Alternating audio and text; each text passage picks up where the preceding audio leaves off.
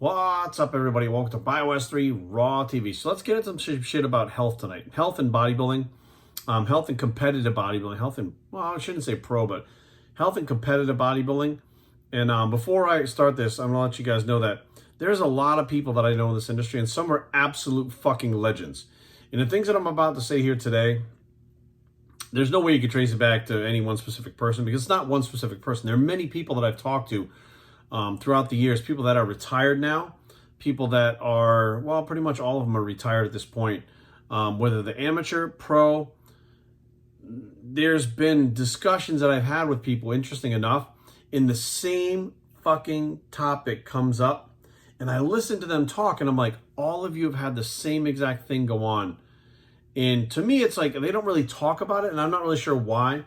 But I think that it should be talked about, and I hope that in the future, maybe some of them come forward and say, hey, I want to talk about this, this happened, that happened. But I think that a lot of individuals, per se, they don't talk about it because they don't want to admit that things that they were doing to themselves fucked them up, right? So what am I talking about? So recently, Cedric McMillan passed away. Cedric was a big guy, had to eat a lot of food. And when I was listening to Nick Trigili talk about Cedric, he mentioned the hiccups and having the hiccups. In long-term hiccups. Now, I know more than one pro who has had hiccups for weeks at a time, who has had this issue, the same fucking issue. So, interesting enough, Nick Trigili thinks that from Cedric getting an endoscopy, that they did something to his diaphragm, but these other people that I know that are pro bodybuilders, that are retired, or pro competitors, because there are women that compete in bikini that have had the same fucking problem. Right? So it's not necessarily the bigger guys in bodybuilding, whatever the case may be. But the hiccups that last extremely long amounts of time, for like a month and a half, 2 months, weeks, whatever the case may be, they have wound up in the hospital in digestion issues. And I mean serious digestion issues, to where some of them have actually had, it's not Crohn's, I think it's colitis. It's not Crohn's, it's colitis. Where they've actually been medicated for periods of time and got over it, but have had to step out of the spotlight for a while, get their health back in check. And some of them not return to the spotlight because they're like, I got fucked up from this, I'm not coming back. Now, there's an amateur that I know that went through this whole process. He was a big fucking dude, a really big dude. And he kind of stepped away for a little bit. He was working on his business, etc., yada, yada. And then he decided to come back. And he was a big dude, and he wants to be the biggest motherfucker out there. That's his thing. I'm the biggest motherfucker around. He would say shit like that all the time, right? 280, 290, big dude, right? So he starts getting back into it. He starts hammering it, and he's pushing the gear. He's pushing the gear, and he starts pushing the food. Next thing you know, he gets all these fucking digestive issues, and he literally is at the point where he's hospitalized and is told, if you don't stop, you're fucked, right? I don't know what that exactly means, but fuck means like he wouldn't be able to digest food. I don't know. Maybe he didn't have a colostomy bag. I don't know what goes on. But interesting enough, the colitis is something that Mike Francois talked openly about having, right? Now, every single time one of these bodybuilders has something go wrong with them, they go, oh, it's a genetic predisposition. It's a gene that turned on. It's always something other, like some kind of natural thing that fucked them up. It's never the drugs. It's never the food. But they seem to have the same fucking things. So Mike Francois came out and talked about it. I think he had surgery on it, whatever the case may be. But he was pushing the food. He was one of those big guys. He was pushing the gear, even though you probably would say he wasn't. All of these individuals are pushing the gear. Now, I also know of bikini competitors at the highest level of fucking competition and competitors that have had colitis also, or colitis type symptoms where they were hospitalized and then given colitis medication to help them get better. So I'm sitting there going, hang on a second. So I know that these bigger bodybuilders that really want to push the envelope, when they start pounding the food and the drugs together, sometimes get the hiccups for months at a time, and it's not from the diaphragm being fucked up from an endoscopy. They have digestive issues to where they're just puking food up and they can't keep anything down. Right now, one would say, well, maybe they're shoving so much food in their body that like their stomach is full. That's not what it is. They're eating the same amounts of food, right? That they're pushing. They're digesting it to a certain point. Then all of a sudden, one day, they can't digest the fucking food. They have food allergies. All these things wind up occurring. And these are at the top fucking level. Now, it is my theory, my hypotheses, a very scientific word, my hypotheses, my scientific guess, my scientific theory, my hypotheses, that I think it's a combination of pushing the drugs as well as the food together. Now, like the bikini competitors I was talking about was a very thin girl. So in order for her to gain muscle, she's pushing the food, and she's in an area where in the pros where some of the girls push drugs, right? But it seems to be food is the key that fucks these people up. Now, I would say that there are a lot of people out there that push food, right? Non-bodybuilders. There are people out there that eat tons of calories. They're constantly increasing the calories. People that are obese, that are eating tons of calories, but they don't have the same digestion issues as these athletes do, right? So you would have somebody you would think would be healthier, and they're doing the same thing. They're being technically gluttonous by how their body looks at it, because they're just feeding it a bunch of fucking calories that it isn't used to, right? Trying to gain the muscle they're trying to gain. They're training with weights, which we know lots of people that train with weights, they overdo the weights. They don't wind up puking out food and having colitis. So now you're left with, okay, these athletes that are pounding the food, unlike the other people, are pounding the drugs at the same time. So to me, my hypothesis is there's some kind of link between massive amounts of drugs and massive amounts of food. And we saw that with Cedric. Cedric has started to have all these problems. And, some people could write it off as like, well, he had COVID, so maybe that was what fucked him up. He got the vaccine, maybe that's what fucked him up. But how do you explain all these other people throughout the years that I've known that have gone through this who never really speak publicly about it at all? They kind of hide it, right? I wouldn't say they hide it, but like they don't go out there and promote it and talk about it. Like if I tear my pec, I'm out there talking about tearing my pec, right? If I hurt myself, I'm out there talking about it. There are people out there that will hurt themselves. And on social media, they don't say a fucking word about it. They don't say it to anybody except for a few people in their tight little circle. And they put up pictures and videos of themselves that have been recorded through the last couple of years while they heal from this injury, and then get themselves back in shape and then start posting new stuff. Like they don't want people to know about it because they perceive them as being weak. I don't know what the problem is, but I think a lot of people just have a hard time giving the fucking truth for whatever reason it is. And I think, honestly, it's because when they find out that, and the doctors are telling them, look, you push this shit too far. Your body's toxic from all the shit you're putting in there, even though everybody and their brother says, I have great blood work and I get these fucking scans, and then they get shit like colitis. That it can't be all fucking genetic with these people. It doesn't happen in fucking outside of the industry like it does in the industry, right? It doesn't happen in the top echelon of these fucking athletes that should be healthier, right? Because they're pros. They live a healthy lifestyle year round, or should, right? Although we know competing is not healthy. It's not happening outside of the sport like it is inside the sport. So something is fucking happening to these people. And I'm looking at it going, this is bad, because some of these people have walked away from competition. Matter of fact, all the ones I know that have gone through this have never competed again, right? For any fucking reason. They never talk about it. Some of them were medicated for a period of time. I know one was medicated for a fucking year. And these people are fucking legends in our sport. Not a single fucking word about it. Medicated for a year. And we're like, it just cleared up and I didn't have to take the medication anymore. The doctor says I'm fine now. What did you do? I stopped pounding the food. I dropped my muscle mass down. I stopped taking all the fucking gear. Like the two things that are always happen is the weight comes down, but that's going to happen when you stop pounding food and stop taking the gear. But they stop eating the amounts of food and stop taking the gear. So without, doing one and leaving the other one in, you can't really say one is responsible, but those two things in combination are responsible for fucking people up. And I've lived through it. I've watched people around me go through it. I've had these pros, these legends tell me, I went through this too. Like I'll mention, so-and-so's having this problem. It's so weird. Well, I had that too. I went through this, and I'm like, you did? Yeah, I didn't hear about that when I didn't tell anybody. And I'm like, well, why? Like, I don't know what the fuck was going on. Like I was just focused, doing the shows, blah, blah, blah, blah, blah. And then after the show's over, like, what am I going to say? I had this problem? Like, fuck it, whatever.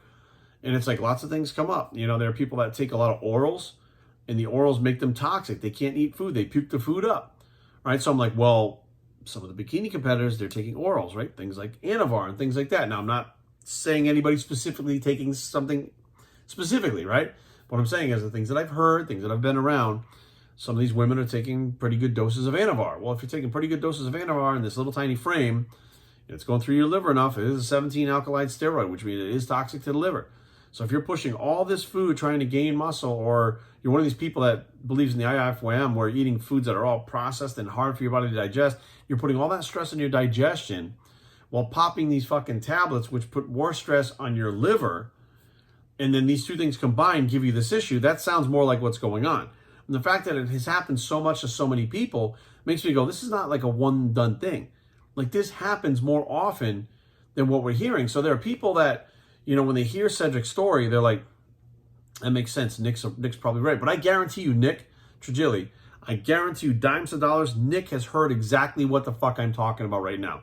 Matter of fact, I hope he sees this video and does a video about it, because he might have more information about what it really is than I do, because the people that I've talked to about it just plain all say, you know, I was pushing it. I was trying to gain as much mass as I could. I was taking in a lot of food. Next thing you know, I can't digest the food. Next thing you know, I have like this crazy reflux that's coming up, and I'm having, you know, I'm shitting blood, like all this crazy stuff that's going on, right? And I'm like, you know, I don't understand hiccups too. Like I get hiccups for 4 months at a time. I'm like, what the fuck is going on? Like this just doesn't seem normal to me, but it's normal to them, which makes me think that when it happened to them, they had already heard about it. They'd already known other people that had it and didn't rush to the hospital to get a check because they knew what was going on. So within those circles of the people that are in the upper echelon, the things that Cedric was going through, they've gone through it and they've heard about it, right? And some of them were hospitalized, some of them went to doctors, some of them didn't do shit, you know, but some of them have been really, really fucking sick from pushing the food and the drugs. And, you know, again, you don't hear about it. So you think, well, people like Nick Walker, who just obviously is pushing drugs and food to get as big as he is, he's a young guy. His body's probably resilient as fuck, and he's probably not having these side effects. But Cedric was a little bit older, right? These other people were a little bit older than I'm talking about, right? So I'm looking at it going, so you have bikini competitors as well as pro bodybuilders that have colitis-type symptoms, right? Some of them have to be medicated. Some of them have to walk away from competing. You have bikini competitors as well as the bodybuilders that do take the drugs. Now, bikini competitors are not usually pushing food like the bodybuilders are, right? The open bodybuilders. So is the food part of it? I mean, I don't know, because why would these bikini competitors have the same problem? Have these GI, these stomach issues, these colitis type things, and why would the colitis medication work on them? You know, if it's just some weird shit. But the whole point is, it happens. It happens more often than you think, and it's just not talked about. And my thing is this. My friend that was an amateur that went through this, when he was telling me about it, I went and told a friend of mine who's pro, who's been around for quite a while. He was like, oh, I went through that too. I'm like, what do you mean? And I'd known this dude for years, and I'm like, what do you mean? Like, what? So tell me what happened. So he was telling me what happened. I said, fuck, it sounds just like him. He's like, yeah, it does. It cleared up and went away. But it happened to me. It scared the shit out of me. And it was towards the end of my career, which is the biggest that they were, and they were pushing the most amount of food. They said they couldn't eat, couldn't sleep, were regurgitating shit, had acid reflux, like their whole body was fucked up. And I'm like, but this is exactly what he went through. Now, the problem is, unless this information gets out, people are going to go through this and not know actually what's going on, run to the hospital, and they're going to be diagnosed with whatever the fuck it is. But the whole point I'm trying to get at is, if you're aware that this is a thing, right, and you go, hey, I'm pushing food, I'm pushing drugs, this could happen. I could get colitis-type symptoms. I could have hiccups for a month. I could have reflux and GERD and all kinds of shit going on. I could wind up fucking, you know, shitting blood. I could wind up going through all these things. I could wind up in surgery. I could wind up really fucked up. Maybe they wouldn't push it as far and fuck themselves up. Or if they were pushing it and they started to get symptoms, they might go, hey, I know what this is. I'm heading down this road. I need to back off all this shit, go to the doctor and get checked to make sure I'm okay. It might be able to save them some time and frustration, aggravation, and pain if they knew that it was happening. So the whole point of this video is to get it out and be like, here's the deal. It's great to get huge. I loved it. Everybody loves to get huge. It's great to compete. One of the best things that ever happened in my life was competing in bodybuilding. I get it. But there's also a point where you take it too far. If you take it too far, it's no good for anybody, because you're not getting on that stage competing in your best look, right? Because your body's all fucked up.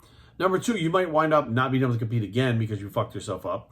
Number three, you might be doing permanent damage to yourself that down the road, you might wind up having to have medication for the rest of your life, or colostomy bag, or whatever the fuck happens, because you don't realize what you're doing. It's not a genetic thing.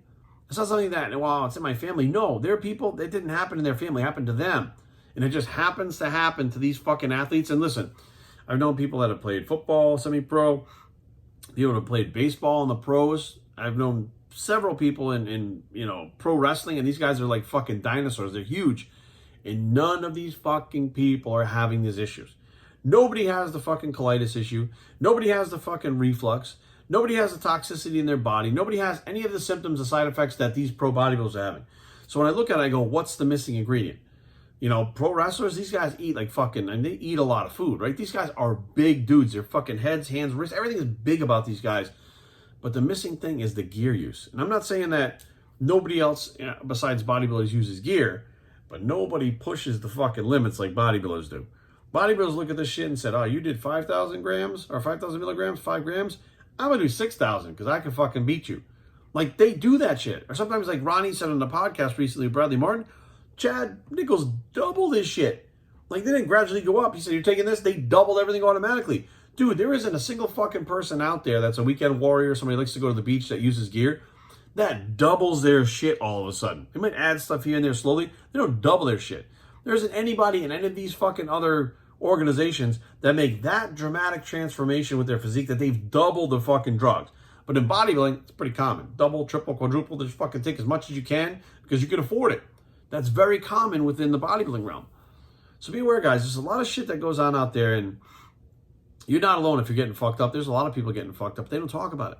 Like, there's this macho thing. There's this, you're weak, you're not strong, you're a pussy. I don't know what the fucking deal is, but there's a lot of things out there that people don't get. They keep their mouths shut, and then you go through it, and you're like, well, I must just suck. You know what I mean? Because I can't do what they did. I'm sick. I have a genetic predisposition to be fucked up, whatever the case may be. And your fucking hero may have gone through the same exact fucking thing because they're doing the same shit that you are. They might have been able to get away with it longer because of their genetics and take more shit and eat more food and get to another level. But eventually they went through it too. But the problem is you don't know about it. So be aware, guys. There's a lot of shit, like I said, goes on in this stuff. And my goal is hopefully that people start talking about it. I mean, especially if, these different people, men, women, bodybuilders, bikini, whatever, classic, whatever, if they're retired, there's no real reason to not talk about this stuff, right? Statute of limitation. Talk about the stuff you did 5, 10, 15 years ago, whatever the case may be. You don't have to worry about getting in trouble for that shit, just saying what you were doing back then, right? But if we don't get this out to the public, more and more people get sick. More and more people get harmed by it. More people get fucked up. More people lose their dreams because they have to stop competing, etc. Or maybe you can't even work out anymore because of it. Like, they lose a part of their identity because we just aren't honest with it. And I think honesty goes a long way. And that's the goal of this video, is to get some honesty out there and see if we can get a discussion. If we can't, whatever. But the whole point is, at the very least, you know what I'm saying right now. And Cedric went to it, and other people have gone through it. So if it happens to you, it is something that happens. Get to the doctor. Tell them exactly what you're fucking doing. Try to get that shit remedied. But remember, like anything else, when you push hard enough, like even like a car, when you fucking slam on that gas and you redline it all the way up as fast as it'll go, it's only going to do that for a little bit of time before it breaks down. Your body is a fucking living, organic, breathing machine. You can only push it and redline it, meaning shove so many fucking calories for so long and take so much gear for so long until you break down. And when that happens, just be aware. You did it to yourself. Hopefully it can be undone. But the bottom line is it happens a lot more often than you think it does. And you're not alone. BiopsyChecking@gmail.com. Leave comments down below, but don't fight. BiopsyChecking.com is a blog. It's You're Not Alone Bicep. And we are out.